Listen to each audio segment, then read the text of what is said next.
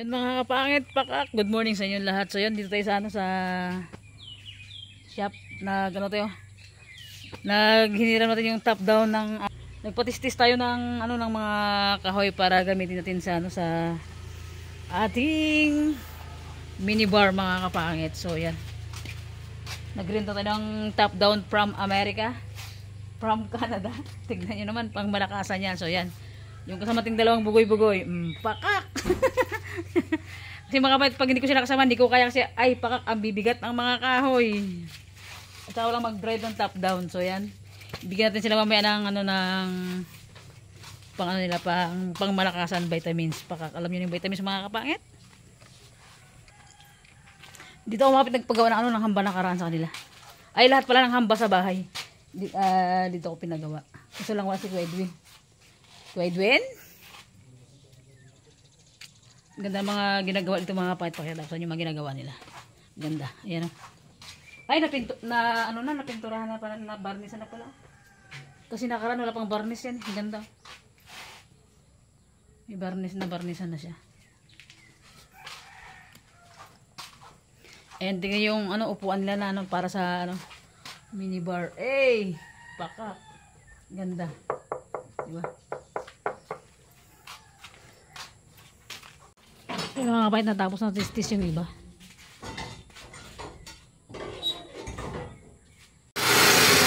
Malapit na matapos.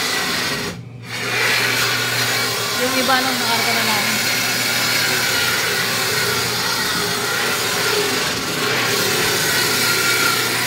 Hindi ko lang kung pwede i-video to eh. Nagtitistis, baka bawal kasi sa YouTube.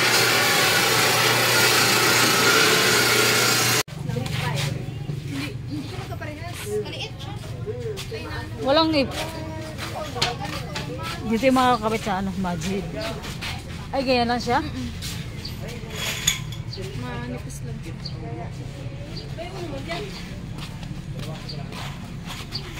Yan mga kapangit, wala silang lababo na stainless dito sa Majid. Tingin tayo sa Unitap. Kasi kailangan kailangan ng ikabit sa sa lababo natin. Dapat makahanap tayo ngayong buong isang araw pag wala. Pakak. Kapangit, sa bahay na tayo. Pakak, kararating lang natin. Ano pa lang yung di ba yung lababo, Kel? Hindi pala kasama yung yung salaan niya? Oo, separate pala yun. So yun mga kapatid, sa bahay na tayo yung nabili nating lababo ito. Si Kiribel, nagpuputol-putol lang tawag niyan. Nang bakal. So yun, late na tayong dumating. Anong oras na? Magsasaing pa tayo. Mag-alas 12 na. Sa kilo?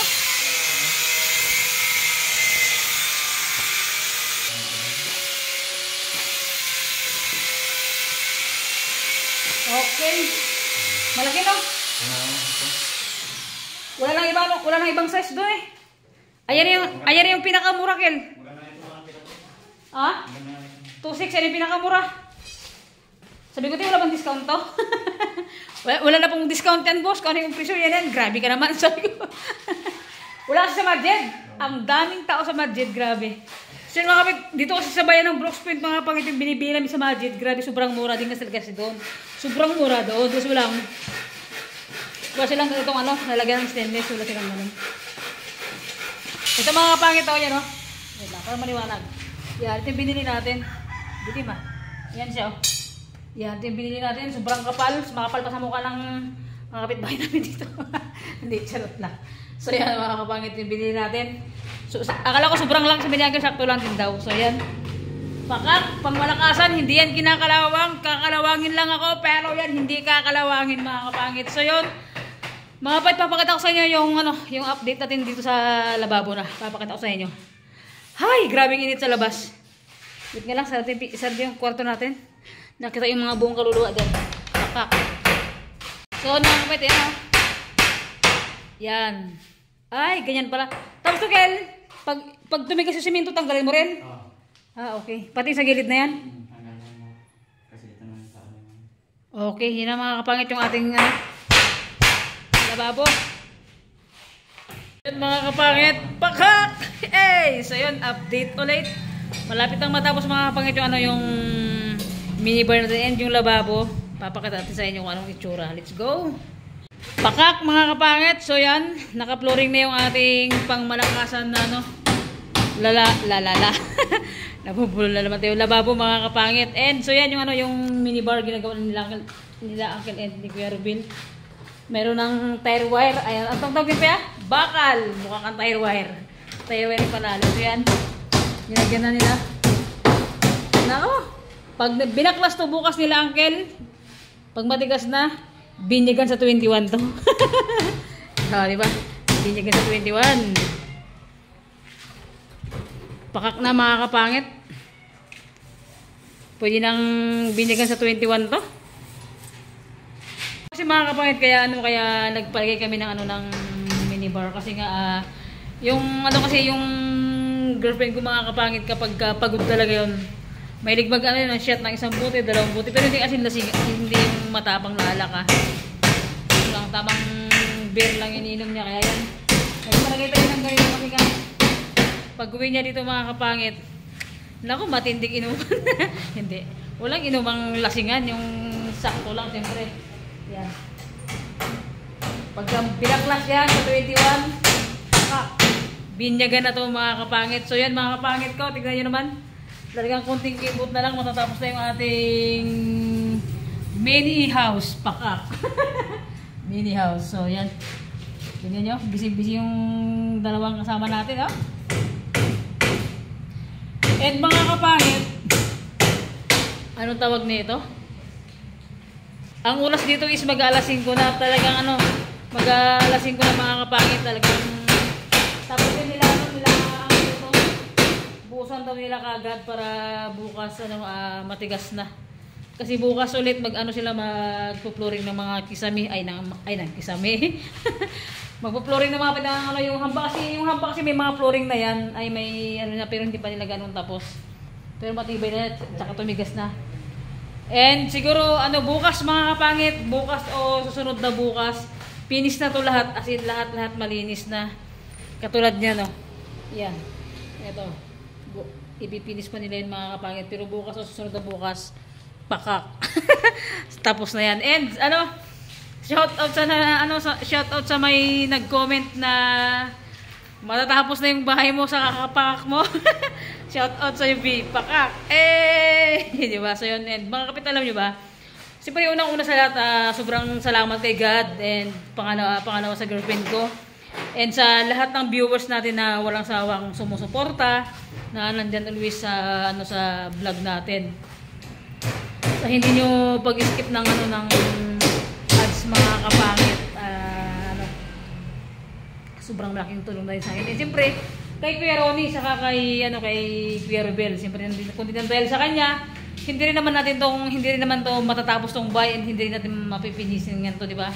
So yan, siyempre sa dalawa na kay Kuya Rubil saka kay Kuya Ronnie, napakabait ng ating gumagawa ng bahay. So yan, kusin natin, labas din yung konti. Uy, huy, di ba?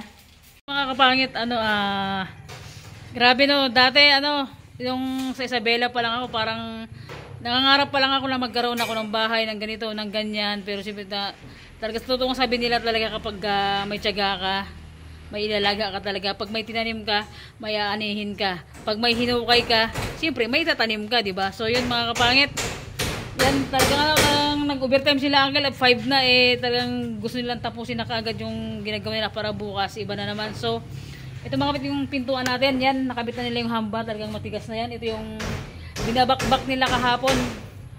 Binabakbak ni Kuya Ruben. Nakabit na nila. Talagang tinapos din nila ito kahapon mga kapangit bago sila umuwi para daw tubigas na kaagad. So yan. Pero ito mga kapangit wala pa talaga siyang hindi pa rin nakapag-order ng pintuan dito. Hamba pa lang lahat yung mga pinakabit natin. And ito, di ba, paglabas mo, ito yung ito yung kusina natin. So yan, paglabas mo, ito yung kwarto mga kapangit. Pamak! Yan yung kwarto natin. Ito yung pinaka-likod. Ito yung tawag niyan. Ito yung pinaka-exit ng bahay natin. So paglabas mo dito, bahala kayong mahilo. Yan ha mga kapangit. Ito na yung likod ng bahay. Ito yung mga planggana natin. Kasi nga inaayos dito sa kabila yung yung ating banyo, kaya nilabas natin lahat yung mga dapat ilabas. So yan, pwede ka nang dumaan dito. Siyempre pagka maayos to mga kapangit, and yung pinaka dirty kitchen talaga natin, dito natin ilalagay oh. Yan. Yung dirty kitchen natin sa ano mga kapangit, sa likod. Ay sa likod. Lutang. Yung dirty kitchen natin mga kapangit sa ano, sa harapan. So yan, ililipat natin dito sa likod mga kapangit. So yan, dito natin ilalagay para pagka magluto tayo, lahat ng mga nagadaan dyan, ng mga nakakaya, yung mga estudyante, yung mga teacher na dumadaan, nakatingin sa kaldero natin. Pero mga kapangit, kahit tignan nila yung kaldero natin, maputi naman, di ba? Siyempre maputi yung kaldero natin mga kapangit. Hindi tayo pwedeng mag-display ng ano, ng kaldero natin dyan sa may harapan ng mismo ng daanan. Tapos ang itim-itim, di ba? So yan, kailangan dapat talaga malinis mga kapangit. Kasi yung puti ng ano, ng hikaw natin. Hey! So yun mga kapangit. Mamaya pakita ko sa inyo pagka mabuhusan nila yung ano, yung minibar natin, and yung minibar na lang naman na matatapos na mga kapangit. And basta 2 araw na lang mga kapangit, or ano, matatapos na nila ito lahat ng finished product. Ay, grabe. And so mga kapangit, pag matapos to, siyempre pag matapos na nila ang lahat to, yung wala nang gagawin talaga dito, sasama natin dito si James, saka si Ate Nining at si Edgar. So yan, magbardagulan kami dito. Yung nag-comment, isama natin si James saka si Ate Nining, sila Edgar, para magbardagulan dito sa ano, sa bahay, di ba? Grabe, napakalawak. Pag nag-dogsing kami ng girlfriend ko dito, pag nag-away kami, pwede na kami mag-rolling dito ng dalawa. Sa lawak, mahapit ang kusina natin. So yan, di ba? Tibay, Kel? Kasing tibay ng pagmamalang girlfriend ko, Kel, o marupok? Matibay, Kel? Oo, matibay ito, sabi ni Uncle. Alam niyo mga pangit si Uncle, kahit gano'n, talagang nagtsaga talaga siya magtrabaho mga kapangit. Kasi yung sampa niya talaga is, tawag niyan, medyo hirap siya maglakad talaga. Pero sabi ni Uncle, kayang-kaya. Tiis lang, di ba, Kel, no?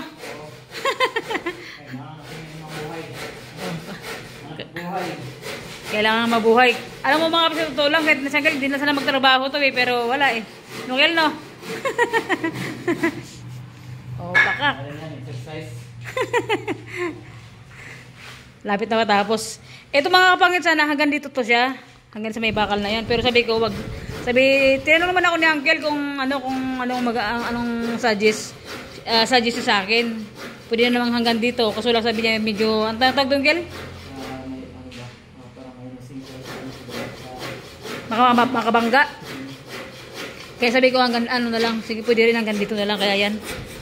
Pero mahaba na yun mga kapangit, Ang laki na ng minibar natin. Tignan nyo naman. Diba? Ang laki na yan. Yan. Pasok. Yan, kwarto natin. Pakak, diba? Ganyan lang muna mga kapatid, kasi hindi pa naman totaling tapos talaga. Kaya, pag matapos na sila, Uncle, maglilinis na tayo, maglalampaso. Diba? Yan. Kunting-kunti na lang mga kapatid, kunting kimbot na lang. Matatapos na yung ating mini bar.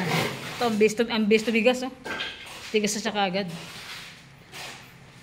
Itong saksakan natin mga kapangit, medyo naabot siya ng lababo natin. So, iangat natin ng konti dito siguro. Yung saksakan dito.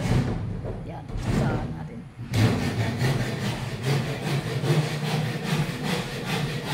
Plug na binili. Grabe mga kapangit, tignan nyo. Sobrang nipis niya, no? Grabe ka nipis, napakamahal, sobra. Iba. Wala na talagang mura ngayon. Mapapamura ka talaga sa mahal. Lahat dito sa Palawan, mahal. Siyempre, napakalayo kasi ng talaga. Kaya dubli-dubli rin talaga yung tawag niyan. Patong-patong ng mga pamasahe. Kasi pagdating sa Palawan, talagang sobrang mahal na lahat ng bilihin dito mga kapangit. So, yan. Kunting pitik na lang. Tatakpan na lang. Tatakpan. Bubukan na lang ito mga kapangit. At tatapos na. Whew! First time sa 21 mga kapangit, bibinyagan natin sa 21 to dahil special day natin yun. Di ba? Kaya bibinyagan natin ito pag nabaklasan nila ang baka, inuman na! Akala mo naman mga kapangit, tagang umiinom ako, no? Hindi ako umiinom mga kapangit, umiinom lang ako kapag, pagkamansa rin namin ng girlfriend ko, yung pag matapos nila to, bukas mabaklas nila. Pwede na binyagan.